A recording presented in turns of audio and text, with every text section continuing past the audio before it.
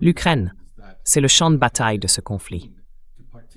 Mais l'une des raisons pour lesquelles l'Europe a été si désireuse d'y participer, de l'encourager et de la promouvoir, tout en décourageant activement la diplomatie pour y mettre fin, c'est qu'elle n'en subit pas vraiment les conséquences. Les conséquences, ce sont l'Ukraine qui les supporte, et bien sûr la Russie. L'Union européenne, elle, se retrouve un peu dans la position de l'arbitre d'un match de boxe. Sauf que c'est elle qui gagne de l'argent, pendant que le boxeur, sur le ring, se fait démolir.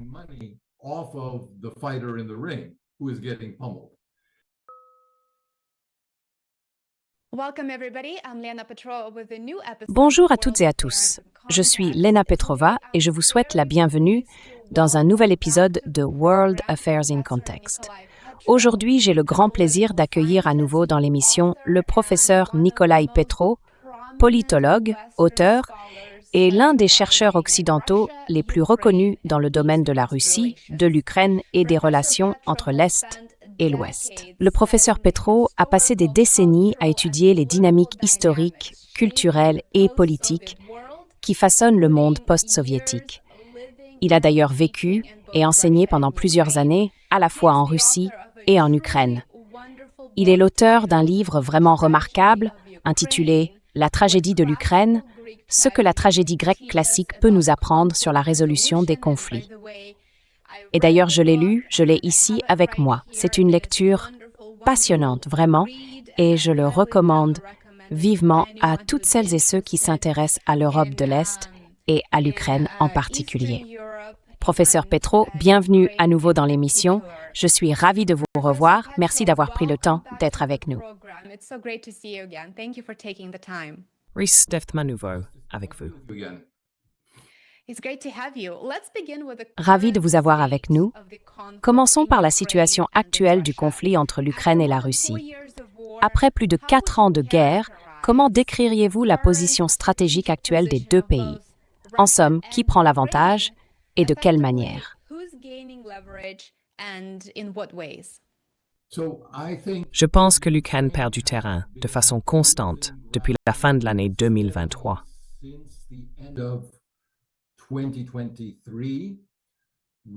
Quand la contre-offensive qu'ils ont tentée a échoué. Et même si les avancées de la Russie se font à un rythme variable, parfois plus rapide, parfois plus lent, il faut bien reconnaître, et les responsables ukrainiens le disent aussi, que la Russie continue d'avancer. Et donc, d'après certaines analyses que j'ai lues sur les modèles de guerre d'usure faites par des professeurs, 2 en particulier que je recommande, l'une de Peter Turchin, qui a développé son propre modèle original de guerre d'usure, et l'autre du professeur Warwick Powell, qui utilise une hache un peu différente.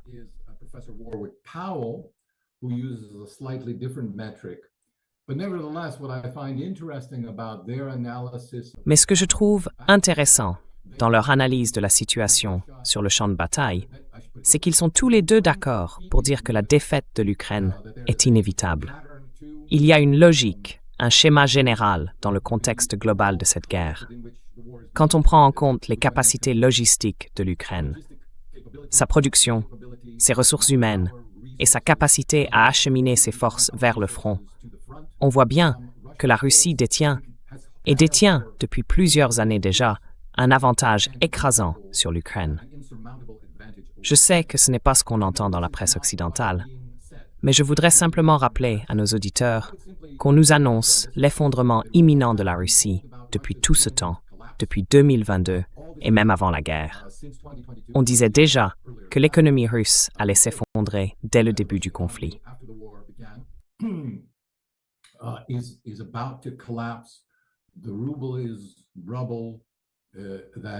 Le rouble est en ruine.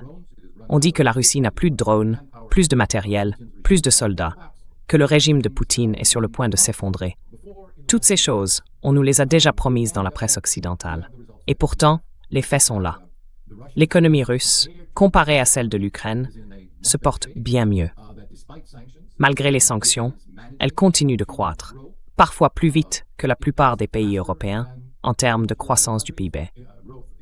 Et malgré le coût de la guerre, ces coûts sont maîtrisés. Et quand on me dit oui, mais qu'en est-il du taux d'usure, du nombre de soldats au front? Eh bien là encore, il faut rappeler une chose essentielle. L'Ukraine mène sa guerre grâce à la conscription forcée. Managing its war through a forced conscription. And there are almost Et il y a pratiquement une infinité de rapports qui décrivent à quel point cette conscription forcée des hommes se déroule avec beaucoup de difficultés. La Russie dispose encore d'une armée de volontaires. Donc ceux qui se battent le font parce qu'ils ont choisi de le faire, pour des conditions qu'ils jugent avantageuses et qui, selon eux, en valent la peine et que l'économie russe peut se permettre. Et tout ce qu'il faut faire pour confirmer, si vous voulez, que l'économie russe et la conscription dans l'armée russe reposent sur des bases très solides, surtout en comparaison avec l'Ukraine, c'est de se référer aux récentes déclarations de Kirill Budanov, qui est actuellement, je devrais le préciser, le chef d'état-major du président Zelensky et qui était auparavant le chef du renseignement militaire.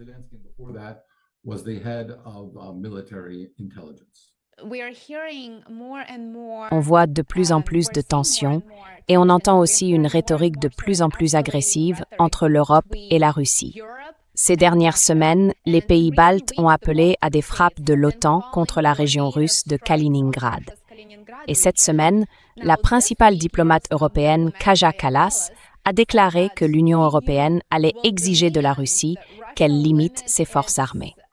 Au même moment, l'OTAN mène des exercices qui simulent la prise de Kaliningrad et des frappes préventives sur des installations nucléaires tout près des frontières russes.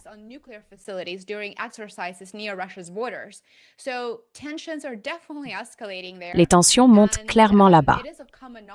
Et tout le monde sait que les frappes sur le territoire russe pendant la guerre sont menées avec le renseignement et l'aide militaire européens et américains. Aujourd'hui, de nombreux experts russes soulignent qu'une frappe contre des intérêts européens sur le sol européen pourrait être envisagée pour rétablir la dissuasion, pour la renforcer, si vous voulez. Est-ce que des frappes sur le territoire européen sont désormais une option? Et quel est votre point de vue sur cette montée des tensions entre l'Europe et la Russie?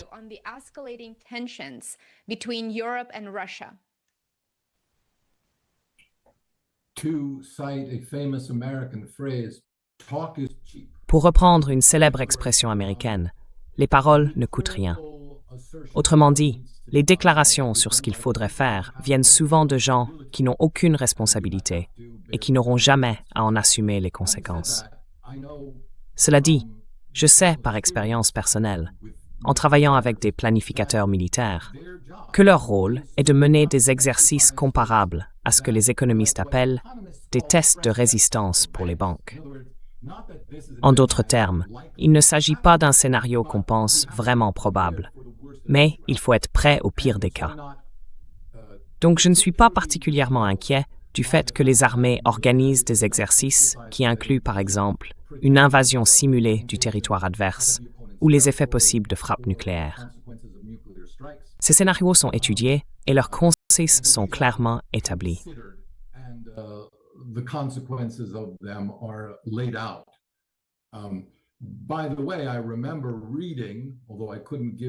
D'ailleurs, je me souviens avoir lu, même si je ne pourrais pas vous donner la référence exacte maintenant, des articles dans la presse racontant que certaines personnes avaient participé à ce genre de scénario. Parce que parfois, on invite aussi des civils à y prendre part, comme s'ils jouaient le rôle de dirigeants politiques dans ces exercices militaires. Et ce qui se passe, c'est que certains universitaires, ensuite, écrivent des comptes rendus en disant « Eh bien, voilà, on a mené ce jeu de guerre et très souvent, on peut lire que les résultats n'étaient pas favorables à l'Occident. » Et ça aussi, ça finit par nourrir tout le récit global. Donc je ne pense pas qu'il y ait là quoi que ce soit de nouveau à en tirer, ni que cela change vraiment la possibilité d'une escalade réelle.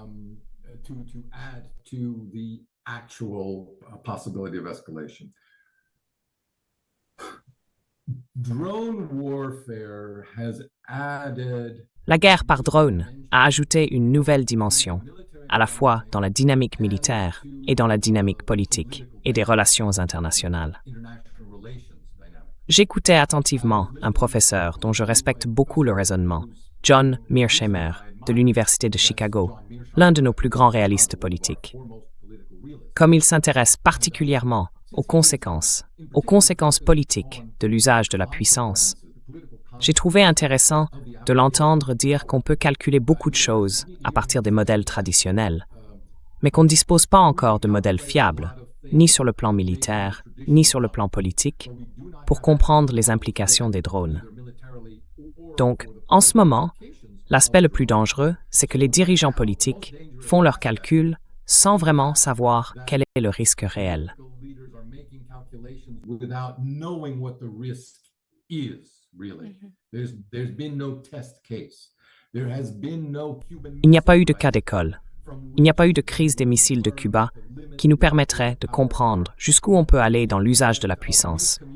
Quel est l'effet d'une mauvaise communication et comment éviter qu'une erreur de communication ne tourne à la catastrophe. Et ça, c'est une situation dangereuse. Dans ce contexte, tout ce qu'on peut espérer, c'est que les adultes, pour reprendre une expression bien connue, que les adultes dans la pièce soient en réalité plus responsables que les enfants, toujours prêts à s'offusquer de tout ce qu'ils décident de trouver offensant. Je pense que Poutine, en particulier, a montré qu'il n'était pas un joueur prêt à prendre des risques, même si je suis tout à fait disposé à discuter de la question de savoir si l'attaque contre l'Ukraine en février 2022 n'était pas déjà un risque excessif.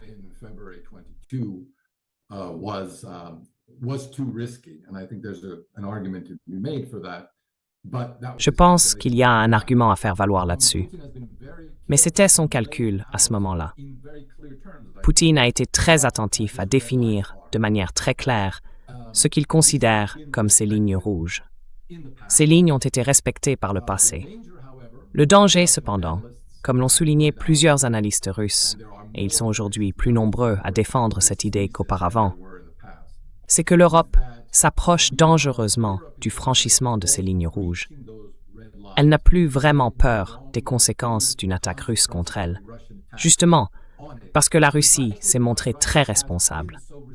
Elle a clairement dit ce qu'elle ferait et ce qu'elle ne ferait pas en représailles, et elle a en quelque sorte tenu à ne pas être provoquée au point d'attaquer.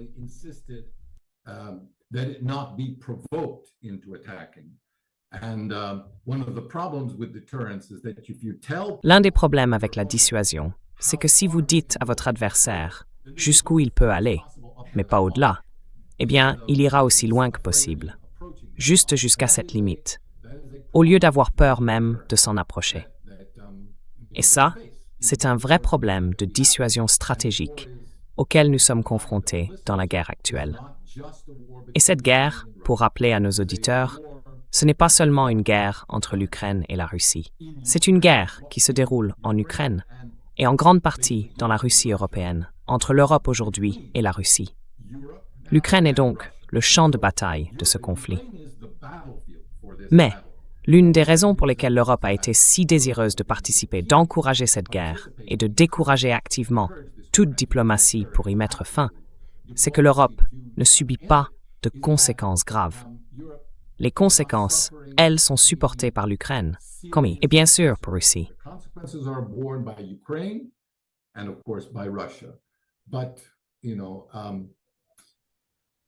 Mais l'Union européenne se retrouve un peu dans la position de l'arbitre d'un match de boxe. Sauf que c'est elle qui gagne de l'argent, pendant que le boxeur sur le ring se fait démolir. D'une certaine manière, elle tire même profit de ce combat, parce qu'il met à l'épreuve la détermination de la Russie. Il teste aussi son armement, l'efficacité de ses armes face à celle de l'Occident. Les industries militaires européennes, elles, s'attendent à des profits énormes si la guerre continue. Donc il y a beaucoup d'objectifs stratégiques en jeu et la possibilité d'évaluer les capacités de l'adversaire, en l'occurrence la Russie. L'Union européenne, selon moi, pense qu'elle a beaucoup à y gagner tant que ses propres soldats ne meurent pas dans le processus. Et jusqu'à présent, elle a réussi à maintenir cet équilibre sans faute.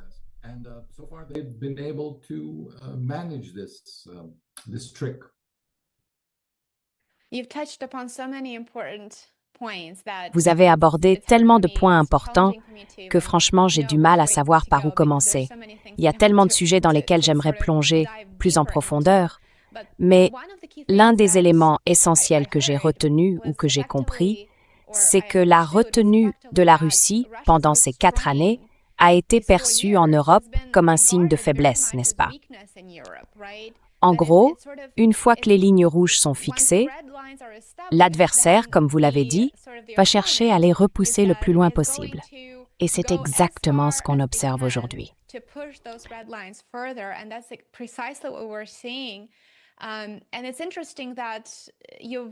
C'est intéressant que vous ayez évoqué la guerre par drone. Cette forme de guerre a vraiment changé la nature des conflits militaires traditionnels, non?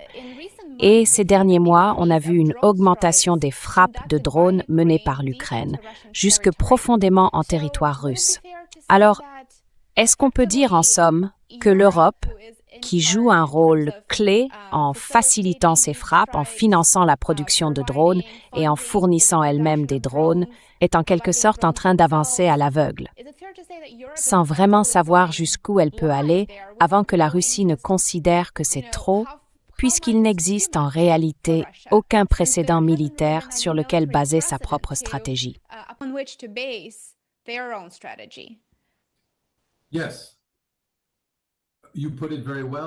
Oui, vous l'avez très bien dit, et il n'y a vraiment rien à ajouter à ce que vous venez d'expliquer.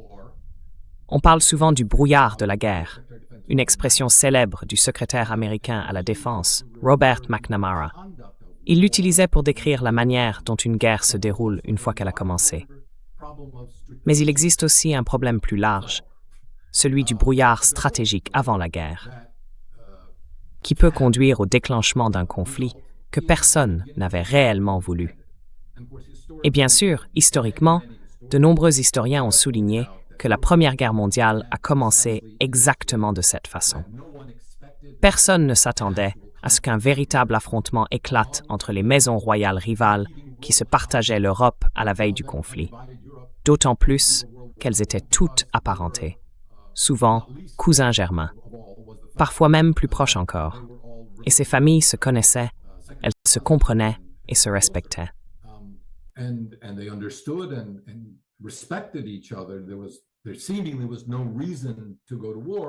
Il ne semblait y avoir aucune raison d'entrer en guerre, sauf qu'il y avait des intérêts militaires et financiers en jeu qui ont poussé le conflit vers une phase militaire active. On pourrait dire la même chose d'autres guerres. Le déclenchement de la phase militaire a souvent été inattendu. Le conflit, lui, existait déjà, comme pendant la guerre froide. Et ce conflit entre l'Europe de l'Est et l'Europe de l'Ouest continue encore aujourd'hui, même après la fin de la guerre froide. La seule question maintenant, c'est de savoir si nous serons capables d'empêcher qu'il ne dégénère à nouveau en phase militaire. Et si cela devait arriver, si les armes devaient être échangées, est-ce que ce serait un affrontement long ou court? Et là, je dirais, je n'ai aucune base solide pour le dire, mais on est dans la spéculation.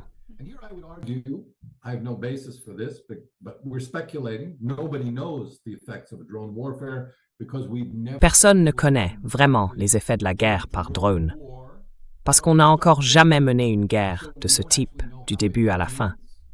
On ne sait donc pas vraiment comment ça commence. On commence à peine à rassembler des informations, à comprendre un peu ce qui se passe. Et personne ne sait encore comment ça se termine, puisque c'est la première et qu'elle n'est pas finie.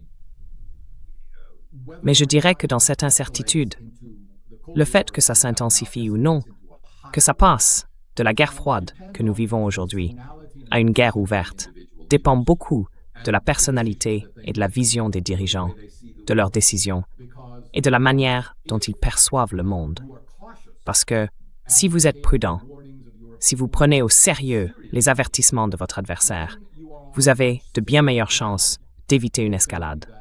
Alors que si vous pariez, d'un point de vue stratégique, que l'autre camp ne réagira pas parce que vous le pensez faible, craintif ou en position d'infériorité, là vous avez un risque bien plus grand. Or at some disadvantage. If you are willing to exploit that Si vous êtes prêt à exploiter ce que vous considérez comme leur faiblesse pour en tirer un avantage, alors la situation devient beaucoup plus risquée. Et chacun, en regardant la direction actuelle de l'Union européenne, devra se faire sa propre opinion. Est-ce que ces dirigeants sont des preneurs de risques ou plutôt des gens prudents? Je pense qu'on peut défendre les deux points de vue. Parce que même si l'Union européenne a cherché à s'impliquer davantage au fil du temps, quelqu'un faisait remarquer que l'Ukraine, tout au long de la guerre, a demandé une série d'armes et qu'avec du retard, elle a toujours fini par obtenir ce qu'elle voulait. Et ça montre une trajectoire d'escalade. So that points to an escalatory trajectory. On the other hand, D'un autre côté, je ne pense pas me tromper en disant que je ne vois aucun dirigeant européen avoir déclaré « Oui, nous sommes prêts à engager des forces de l'OTAN sur le terrain en Ukraine pour aider à vaincre la Russie et nous participerons directement à la guerre au nom de l'Ukraine. » Aucun dirigeant européen n'a osé dire cela, même s'ils ont tout dit sauf ça.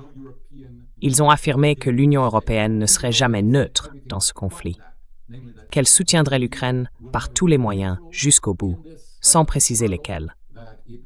Pourtant, plusieurs dirigeants, individuellement, ont clairement dit qu'ils ne déploieraient jamais leurs troupes dans une telle force expéditionnaire en Ukraine. Et la direction de l'Union européenne, même sous Ursula von der Leyen et Kaja Kallas, n'a pas osé faire une telle déclaration.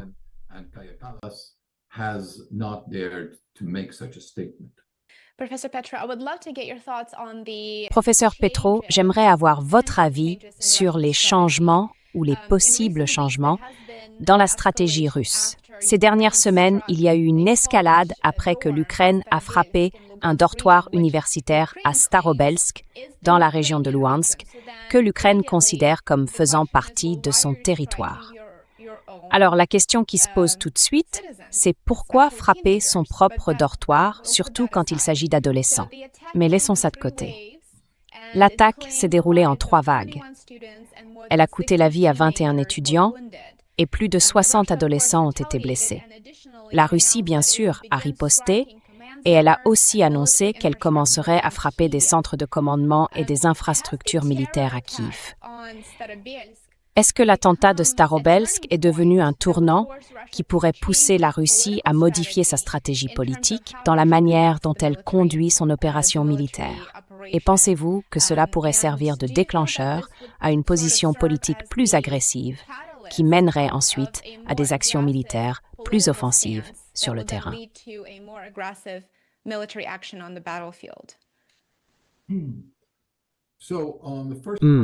Alors, sur la première partie de votre question, est-ce que ça marque un changement de stratégie? On a vu les premiers signes d'un possible changement, mais pas encore son aboutissement. En d'autres termes, le changement n'a pas encore eu lieu. Ce que je pense, vu la manière dont l'attaque a été menée et la riposte qui a suivi, c'est que la Russie a répondu par une frappe massive sur des sites à Kiev et autour de la ville. Et maintenant, il y a une pause. La Russie a indiqué qu'elle comptait frapper à nouveau, mais elle a laissé à l'Ukraine une occasion de repenser sa stratégie et de ne pas poursuivre ses frappes entre-temps. En d'autres mots, elle attend de voir si l'Ukraine va continuer sa stratégie d'attaquer ce que la Russie considère comme des cibles civiles illégitimes.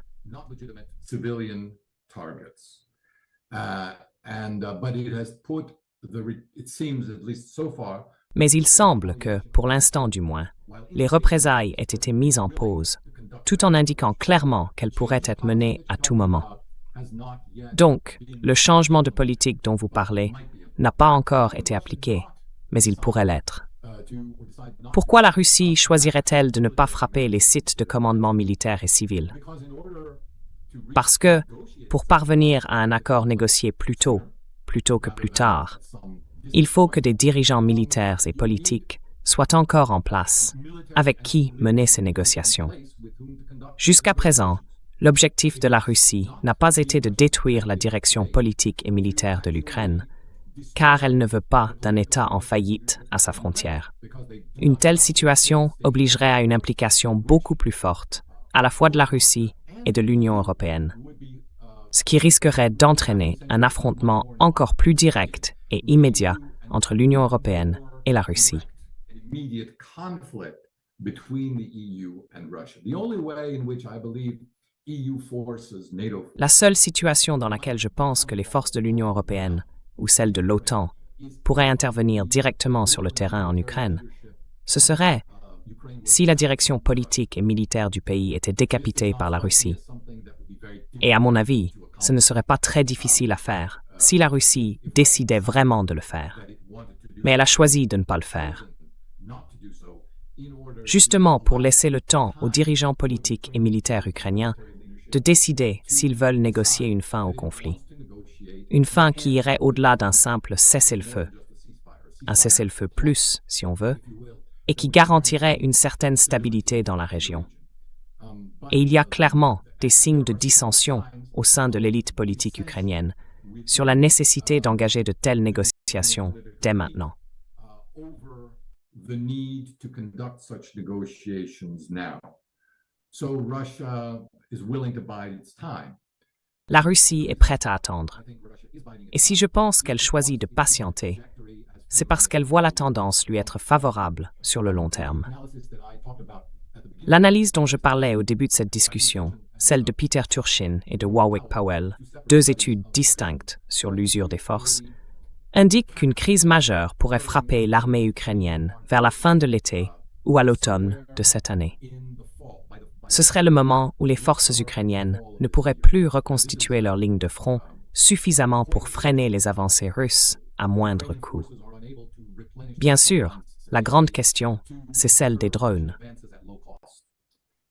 Of course, the big question is drones. Again, how effective can drones be? Will there be enough of them? Encore une fois, quelle peut être l'efficacité réelle des drones? Y en aura-t-il assez? Seront-ils suffisants face aux mouvements de troupes? Quelle est leur flexibilité? Quelle est leur efficacité? Toutes ces questions restent encore sans réponse. Et je pense qu'on va assister à une hausse des pertes et à une intensification de la confrontation militaire pendant cette période décisive, avec l'armée ukrainienne qui tentera d'empêcher la dégradation de sa position stratégique. Mais si l'on lit les analyses de Turchin et de Powell, on voit bien qu'à long terme, elle ne peut pas faire grand-chose, car ses ressources économiques et démographiques de base sont déjà épuisées.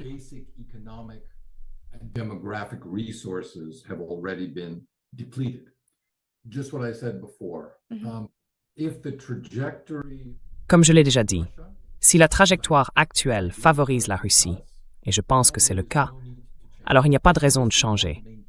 L'idée, c'est de maintenir le statu quo et d'encourager, par l'intermédiaire de tiers comme les États-Unis, la direction ukrainienne ou des personnes influentes au sein de cette direction, à user de leur influence pour engager de vraies négociations et parvenir à une issue négociée de la guerre. C'est la stratégie de la Russie. Et ça reste sa stratégie aujourd'hui. En revanche, l'attaque contre Starobirsk ne change pas vraiment cette équation. does not meaningfully shift that equation. It is a public, it has been a public relations Ça a été un fiasco en matière de communication pour la direction ukrainienne. change the fundamental Mais ça ne change pas, du point de vue de la Russie, le calcul fondamental de la guerre. Cependant, si d'autres attaques de ce type devaient être menées par l'Ukraine, je pense que la Russie serait contrainte, pour des raisons politiques internes et d'image, d'intensifier ses frappes contre l'Ukraine. Et je pense qu'alors, elle ne viserait pas des cibles civiles par représailles, mais plutôt la direction militaire. À mon avis, cette possibilité pèse déjà lourdement sur l'esprit du commandement militaire ukrainien. Il ne veut évidemment pas être directement pris pour cible par des missiles ou des drones russes. by Russian missiles and drones. So I'm hopeful that J'espère vraiment qu'on ne va pas aller vers ce genre d'escalade. À mon avis, Zelensky et son équipe vont plutôt se concentrer sur l'élargissement des frappes contre les infrastructures russes, les raffineries de pétrole et ce genre de cibles. D'après ce que j'en comprends, ces attaques sont plutôt efficaces, dans une certaine mesure, pour réduire la capacité globale de la Russie à exporter. Mais en réalité, même si ça a un fort impact médiatique, avec toutes ces images de flammes et d'incendies dans les raffineries. La plupart de ces sites reprennent leurs activités en moins d'une semaine. Donc au final, ce n'est pas vraiment très efficace pour diminuer les revenus de la Russie, surtout dans cette période de prix du pétrole élevé. During this period of high oil prices. Passons à un autre événement choquant qui s'est produit il y a seulement quelques jours. Zelensky a rendu hommage à Andriy Melnik, un collaborateur nazi de la Seconde Guerre mondiale, à Kiev. Et Melnik a participé, pour nos téléspectateurs qui ne le sauraient pas, à la création du bataillon nazi Nachtigal, responsable de massacres de Juifs, de Polonais, de Russes et d'Ukrainiens. Il a aussi été impliqué dans la création de la division SS Galicie. Professeur Petrova, pouvez-vous nous expliquer ce que cette réanimation symbolise dans le contexte actuel? Et comment l'idée de ce nationalisme d'extrême droite a-t-elle été exploitée par certains acteurs pour alimenter le conflit entre l'Ukraine et la Russie?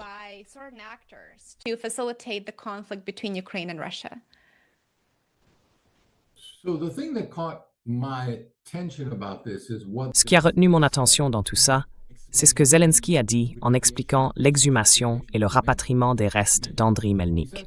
Sur son site, il a écrit « Le colonel Andriy Melnik est revenu dans une autre Ukraine, celle dont il rêvait. » Autrement dit, pour Zelensky, Andriy Melnik incarne le modèle de ce que l'Ukraine essaye de construire aujourd'hui.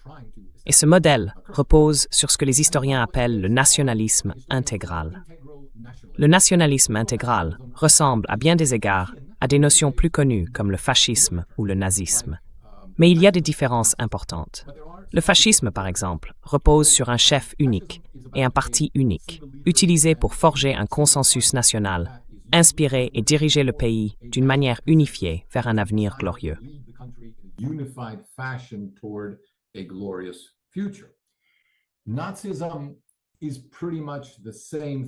Le nazisme, c'est à peu près la même chose, sauf qu'il y a en plus un élément génétique précis qui sert à justifier l'exclusivité sur la base de l'identité raciale et génétique.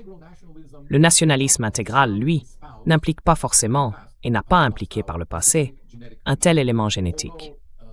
Cela dit, les partisans du nationalisme intégral en Ukraine aujourd'hui, ceux qu'on regroupe généralement sous l'étiquette d'extrême droite, comme le secteur droit, Azov, Aidar ou Tornado, comprennent beaucoup d'unités militaires actives, intégrées aux forces armées ukrainiennes.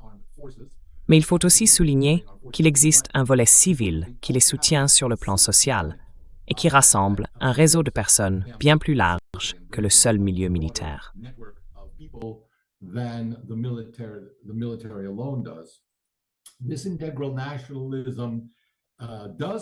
Le nationalisme intégral défend en fait la même vision de base que celle de Melnik, une Ukraine pour les Ukrainiens. Andriy Melnik était le chef d'une faction de l'Organisation des nationalistes ukrainiens, apparue avant la Seconde Guerre mondiale et opposée à celle dirigée par Stepan Bandera. Au début de la guerre, Melnik a reçu le contrôle de l'administration de la ville. Il a été placé à la tête de l'administration municipale et de la police de Kiev, et il était, en pratique, le principal représentant du gouvernement ukrainien du point de vue de l'Allemagne, dans le cadre du gouvernement général d'Ukraine.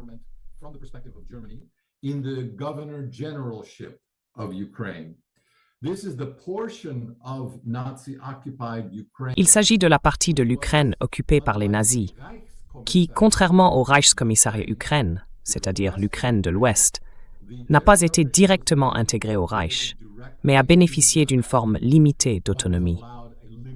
Les spectateurs occidentaux, qui ont vu Casablanca par exemple, ou qui connaissent un peu l'histoire, verront le parallèle. Il y avait la France de Vichy, avec son propre gouvernement allié à l'Allemagne, et une autre partie du pays, au nord, administrée directement comme une partie du Reich. C'est cette différence qu'on retrouve ici. Et comme vous l'avez mentionné, dans ce rôle, Melnik coordonnait les activités du gouvernement local avec l'armée allemande et les unités de la SS. Cela s'est donc passé sous sa responsabilité, même si les historiens débattent encore pour savoir s'il avait personnellement connaissance du massacre des Juifs à Babi Yar. Estimé entre 100 000 et 150 000 victimes, entre 1940 et 1943. At Babi Yar, estimated at 100,000 to 150,000 between 1941 and 1943. Some historians argue that Melnik was probably... Certains historiens estiment que Melnik a probablement été tenu à l'écart de tout cela, afin que sa réputation en tant que principal représentant ukrainien puisse être préservée diplomatiquement de toute association avec cette affaire. Quoi qu'il en soit, il est resté le représentant ukrainien reconnu par Berlin jusqu'à son arrestation en janvier 1944 pour avoir entretenu des contacts secrets avec son rival. L'Organisation des nationalistes ukrainiens en Ukraine occidentale.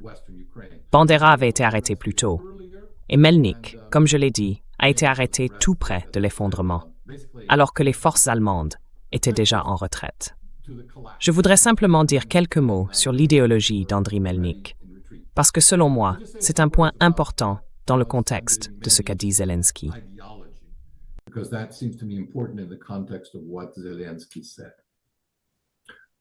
On May 2nd, 1939, Melnik... Le 2 mai 1939, Melnik a envoyé une lettre au ministre allemand des Affaires étrangères, Ribbentrop, dans laquelle il affirmait que l'Organisation des nationalistes ukrainiens était, je cite, « idéologiquement proche de mouvements similaires en Europe ».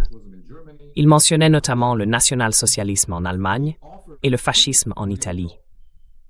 Il proposait à von Ribbentrop la coopération de l'Organisation des nationalistes ukrainiens dans la réorganisation politique et territoriale de l'Europe, en offrant d'agir contre la Pologne à ce moment-là, avant la guerre.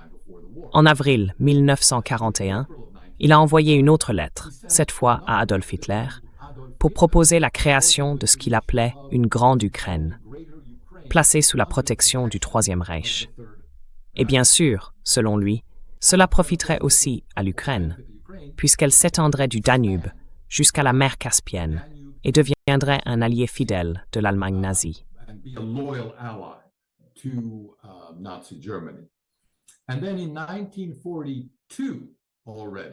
Et puis, en 1942, dès le mois de janvier, il a rédigé le Mémorandum Melnik.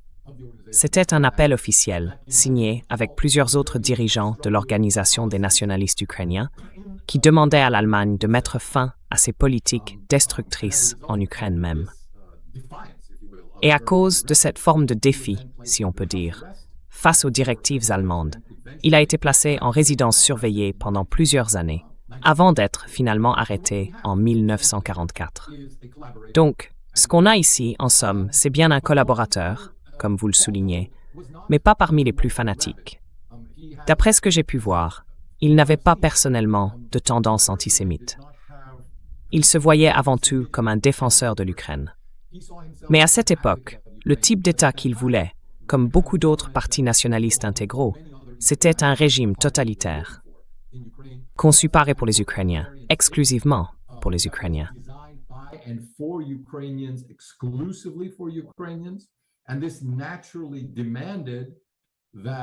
Et cela impliquait naturellement que les éléments étrangers, ceux qui n'étaient pas d'origine ukrainienne selon la définition du parti, devaient être exclus. Parmi eux, on comptait surtout les Russes, les Polonais et bien sûr les Juifs, considérés comme des éléments étrangers. C'est là qu'il se trouvait pendant la guerre. Après la guerre, il a abandonné tout cela et il est devenu démocrate. L'ensemble de l'Organisation des nationalistes ukrainiens a renié son affiliation et ses objectifs politiques d'avant et pendant la guerre et a adopté la démocratie. Melnik, du coup, a trouvé refuge au Luxembourg. Bandera, lui, a trouvé refuge en Allemagne de l'Ouest. Mais tous deux sont devenus de fait des alliés de l'Occident pendant les années de la guerre froide.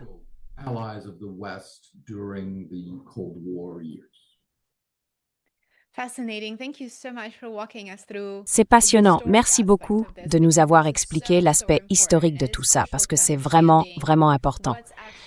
C'est essentiel pour comprendre ce qui se passe aujourd'hui et quelles idées nationalistes ou de quel type sont mises en avant et soutenues par le gouvernement de Zelensky. Au tout début de cette discussion, on a évoqué le fait que la guerre en Ukraine n'est pas vraiment une guerre entre l'Ukraine et la Russie, mais plutôt entre la Russie et les acteurs occidentaux. Et bien sûr, le principal d'entre eux, ce sont les États-Unis. Alors, quel est le rôle des États-Unis aujourd'hui dans cette guerre? Parce que Washington se présente comme un médiateur. Mais certains diraient que les États-Unis sont en réalité un co-belligérant. Les États-Unis sont clairement la partie responsable du coup d'État du Maïdan en 2014 qui a renversé le président ukrainien démocratiquement élu, Yanukovych, pour installer un régime fantoche. Donc, quel est le rôle des États-Unis aujourd'hui dans la guerre contre la Russie à travers l'Ukraine?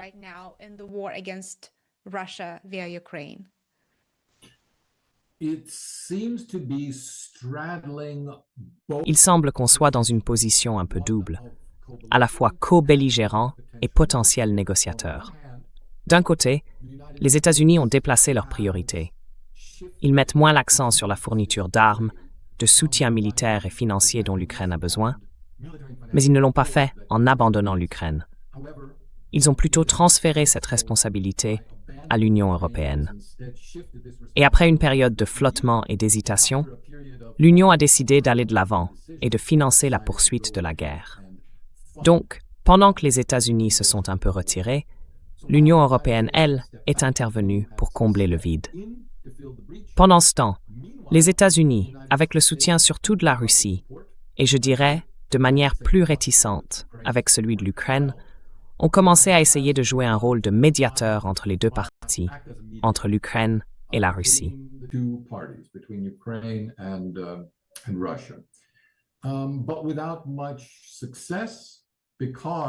Mais sans grand succès, parce que, je suppose, les États-Unis ont en réalité réduit leur influence sur l'Ukraine en diminuant leur soutien militaire et financier global. Du coup, c'est essentiellement l'Union européenne qui devient l'acteur principal dans la poursuite de la guerre. Et alors que sous Trump, l'Amérique ne parle plus d'obtenir une victoire stratégique sur la Russie sur le champ de bataille, ce qui était l'objectif affiché sous l'administration Biden, l'Union européenne, elle, n'a pas changé de cap. Comme l'ont montré les déclarations récentes de Kaja Kallas, la haute représentante de l'Union pour les affaires extérieures, faites la semaine dernière, les négociations avec la Russie seraient un piège dans lequel l'Union ne doit pas tomber. Et l'Union reste donc, en pratique, engagée dans l'idée d'une victoire sur la Russie sur le champ de bataille. Voilà où nous en sommes.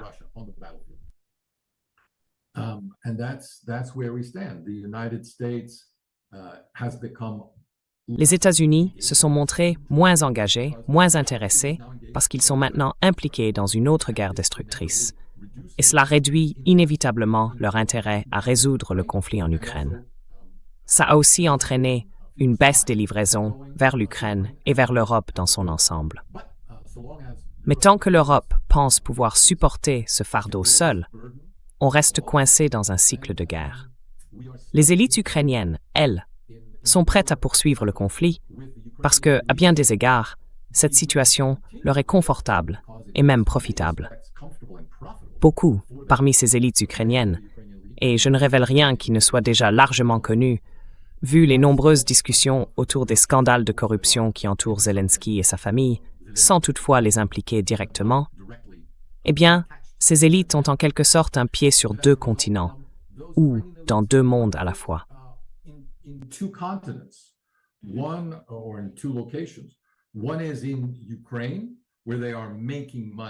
L'un est en Ukraine, où ils gagnent de l'argent, et l'autre est à l'étranger, aux États-Unis, en Europe, en Israël, où ils déplacent cet argent et ses ressources pour se créer un refuge sûr, où ils pourront se replier après la guerre.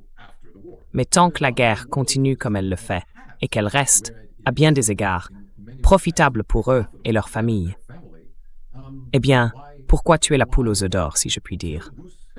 Autant la laisser pondre le plus longtemps possible. Une fuite tardive, comme on l'a vu avec M. Mandik, qu'on surnomme le portefeuille de Zelensky dans la presse ukrainienne. Ça, vous savez, ça peut toujours s'organiser à la dernière minute, si besoin.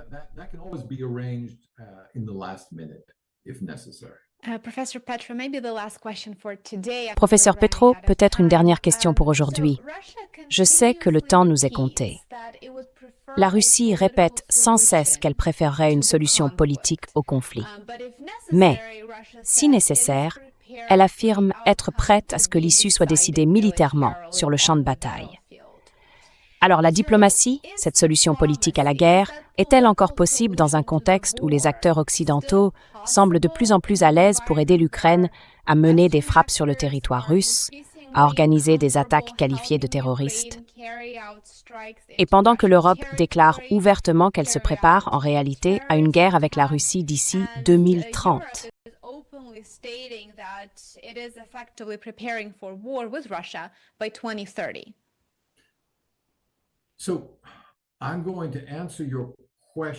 Je vais répondre à votre question non pas en tenant compte de tous les facteurs possibles, mais en me concentrant sur celui qui est sans doute le plus important, la conduite du champ de bataille, la manière dont la campagne militaire se déroule.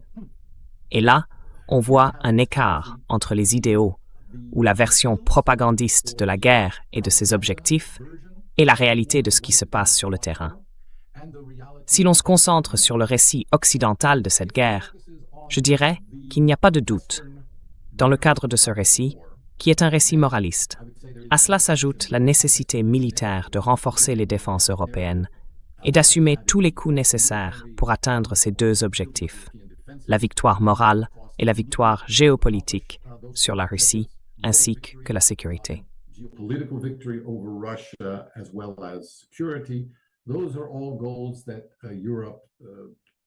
Ce sont tous des objectifs sur lesquels l'Europe insiste aujourd'hui. Les dirigeants européens actuels affirment qu'ils sont essentiels et qu'il faut y consacrer tous les moyens nécessaires. Mais pour justifier cela, il faudrait une stratégie militaire crédible, capable d'assurer cette victoire stratégique sur la Russie. Et cette stratégie, elle n'existe pas. Elle n'existe tout simplement pas. C'est là que la stratégie russe entre en jeu. Elle repose sur l'idée que la négociation est l'issue inévitable des évolutions sur le champ de bataille. Des évolutions que la Russie estime déjà en cours et qui, selon elle, ne feront qu'aggraver la position de l'Ukraine à l'avenir. Autrement dit, ce dont nous parlons ici, c'est ce que j'ai déjà mentionné 2 fois dans cette discussion. Les modèles quantitatifs de guerre d'usure. Et quand on compare de manière globale la capacité de la Russie et celle de l'Ukraine à mener une guerre prolongée, l'avantage revient clairement à la Russie.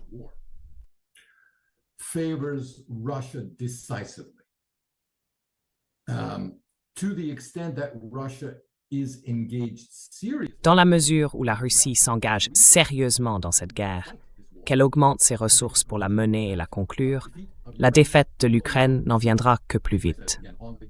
C'est ce que montrent encore une fois les modèles quantitatifs de guerre d'usure développés par Turchin et Warwick Powell.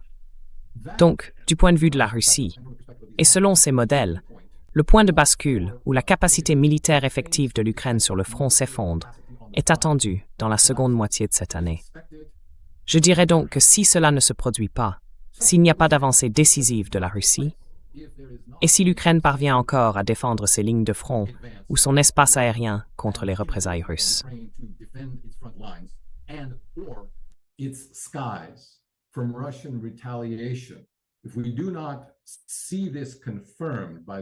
Si cela n'est pas confirmé d'ici la fin de l'année, alors la stratégie de la Russie devra être remise en question.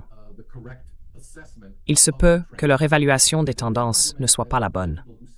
Certains avancent d'ailleurs que les capacités de guerre par drone que l'Ukraine démontre aujourd'hui ne feront qu'augmenter avec le temps. On peut voir cela comme une sorte de course entre la montée en puissance des drones ukrainiens et ce que cela implique pour la conduite de la guerre. Parce qu'en réalité, on ne sait pas encore.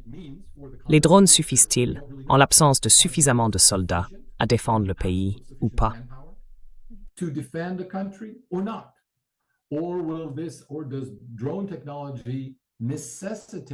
Ou bien, est-ce que la technologie des drones rend inévitable une guerre de terreur ou une guerre qui vise les infrastructures de part et d'autre?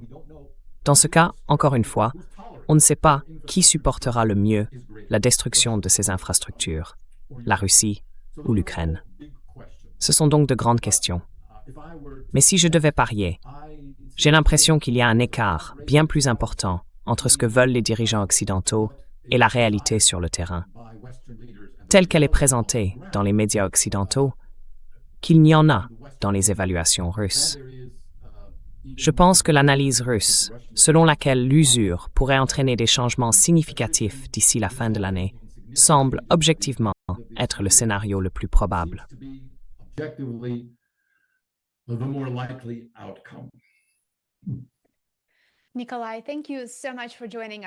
Nikolai, merci beaucoup d'avoir été avec nous aujourd'hui.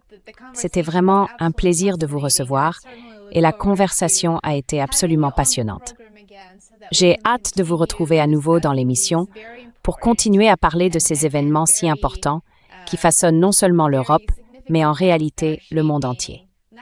Merci infiniment, professeur Petrova.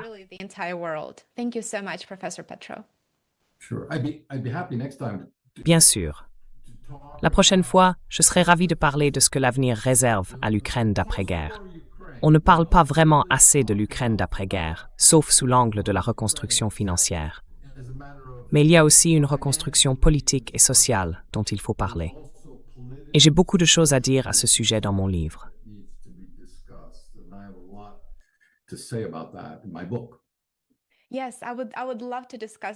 Oui, j'adorerais en parler.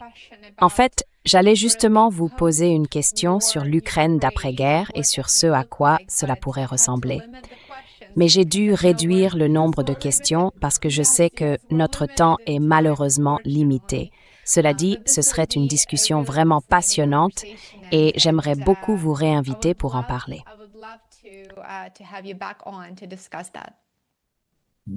Très bien, j'ai hâte. Merci, Lena Petrova.